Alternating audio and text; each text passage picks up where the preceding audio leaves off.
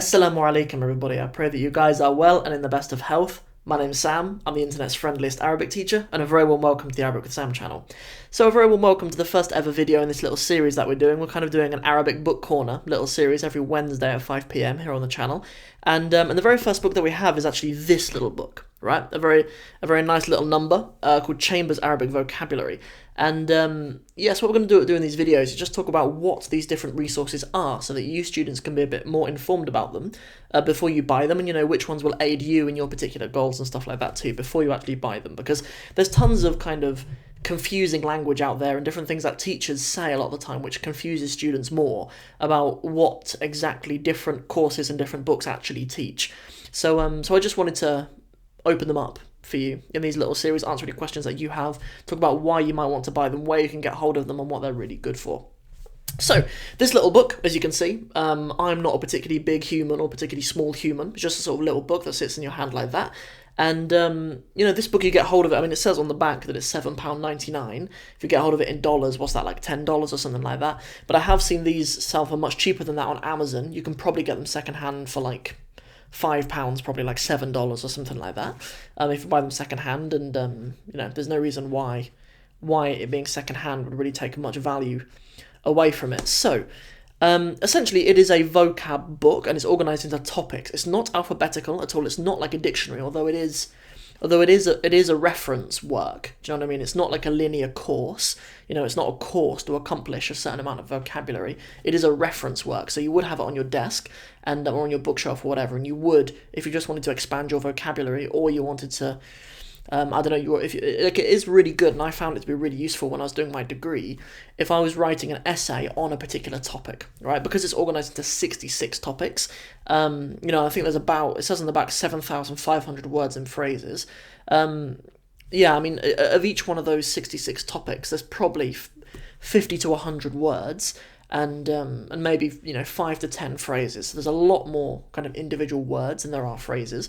But it being organised into topics is really helpful when you're writing essays and stuff, you know.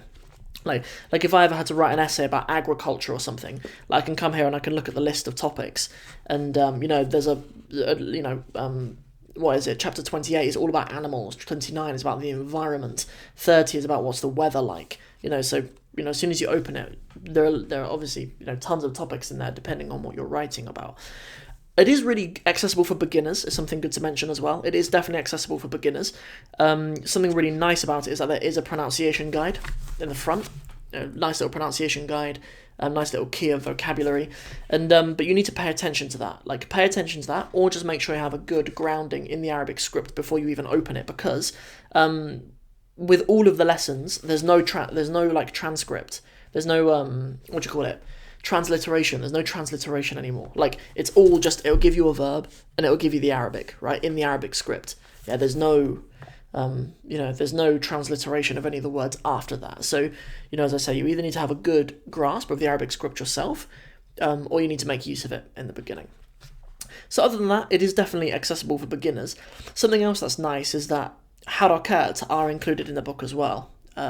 It is an entirely standard Arabic book. There are no dialects in there, there's no Amiyya in there. It is all modern standard Arabic in this book. And but yeah, there is the harakat on all of the letters, right? So there's no kind of ambiguity in the pronunciation. Although one criticism, I suppose, if you're someone who studies standard Arabic or Fusha, is in the phrases, it doesn't give you the case endings. You know, like when you look at the phrases, it actually doesn't give you the case endings. So that you know, depending on what kind of school of thought you are, that may or may not be particularly important. You know, even when you speak Fusha or you read it aloud, you don't pronounce the case endings on the end of sentences anyway, but you do actually in the middle of the words. So yeah. So I mean, you know, if we look at a phrase like this, there's this chapter 15, which is on. Chapter 15 is on food, right? So there's a sentence here where it says, "I don't like meat." You know, a good thing as well, actually, is it is a really good book as a companion to the GCSE and the A level, because there's loads of kind of topical vocabulary in here. You know, like I never really knew the actual Fusha word for like homosexuals or like transgender or vegans or vegetarians and stuff like that. Like all kind of these sort of very leftist ideas and stuff, very kind of politically current ideas, but they're all in here, right? Like phrases to do with that are all in here. So so anyway, I was gonna say like a phrase like this: I don't like meat. So it has أنا لا أحب. Yeah, but there's no shadda and dhamma on the end, and it should be أحب. أنا لا أحب أكل. So it should be أكل, but it just says أكل. And then اللحم, and it should have اللحمي. Yeah, so it should read أنا لا أحب أكل اللحم, but it doesn't. It just says أنا لا أحب أكل لحم. So it has the harakat actually in the words. You pronounce the word right, but not case endings, right? So there's not i'rab done in here, but I actually really like it. You know, I actually really encourage students to have it, because no matter what kind of the main structure of your study is, you'll always need more vocab, right? Like vocabulary is one of like the most important things that you build a regular habit of learning, because the grammar is finite, right? Like the Arabic grammar, you will get to the end of Arabic grammar. Like I think the students who complete my program, the Arabic in 60 Steps program, by the time they're at the end of it, they have 99% of all the grammar they'll ever need. Do you know what I mean? Like it doesn't, not necessarily students who finish my program know it all and like really have it at their fingertips, but like they understand the concepts of it by then.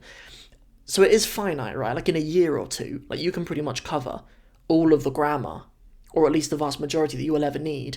But Arabic vocabulary isn't really like that. So to have a book like this, I mean, 7,500 words, that's about half of the vocabulary of a native speaker, right? Like a native speaker maybe has an active vocabulary of, I don't know, 15,000 upwards words. So it's some serious business. Yeah, it's a serious amount of phrases. Like it is really helpful having the phrases in there. Like I think it is almost as helpful as just a phrase book as it is just a vocab book, because there are really, really useful phrases in here, and as I said, things that are very kind of topical. So if we kind of actually have a look at some of the topics that are covered in here, because as I said, there are 66 topics. Some of them do overlap a little bit, but they are 66 pretty distinct topics of Arabic, vocabulary and sentences. So what do we have? Describing people. We'll learn about loads of adjectives and stuff in there. Clothes and fashion, hair and makeup, the human body. How are you feeling? Health, illness and disabilities, movements and gestures, identity and age, jobs and work, character and behaviour, emotions, the senses, likes and dislikes, daily routine and sleep, really useful for the GCSE Arabic, food, smoking, housework, shopping, sports, leisure and hobbies, the media, evenings out, my room, the house, the city, cars, nature, blah, blah, blah, blah, blah, right? And they get kind of more political. You have things, there's, as I said, animals, nationalities and languages,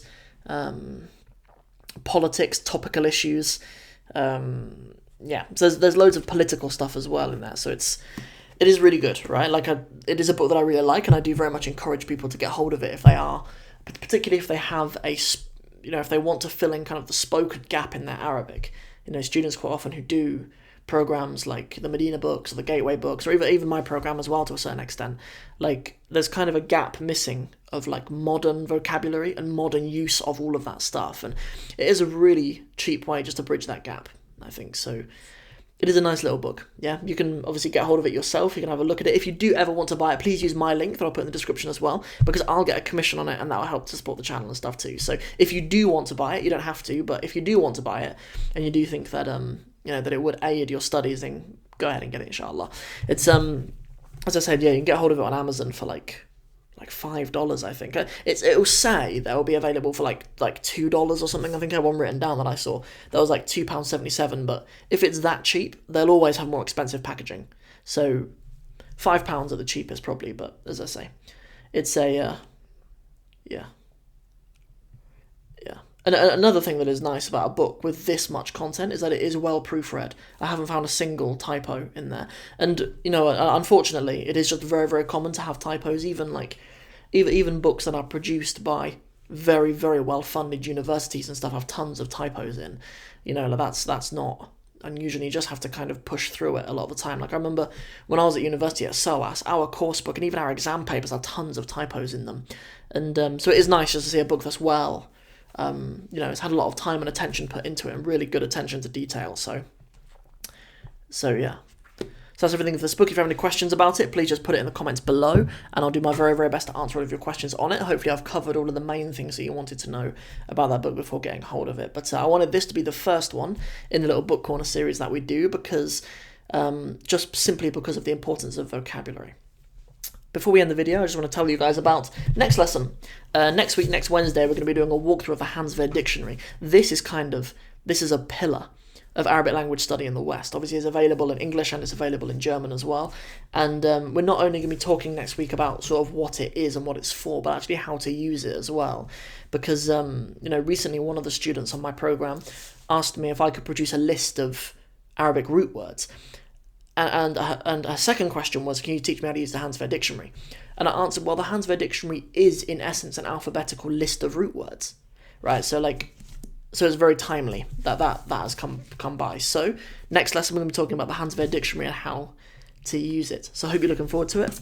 If you enjoyed this video, excuse me, and I really hope you did, then don't forget to like and share it, and don't forget to subscribe to the channel, and don't forget to hit that little bell next to the subscribe button as well. That'll make sure that you're up to date with all of the videos that we're putting out every single week here on the Arabic with Sam channel. That's everything for this video, so see you guys in the next one. What is the next one? I think Friday or Saturday we have a video. It might be Friday we're doing phrase of the week. That's a new series as well on Friday. So see you here on the channel on Friday. Assalamu alaikum wa rahmatullahi wa barakatuhu.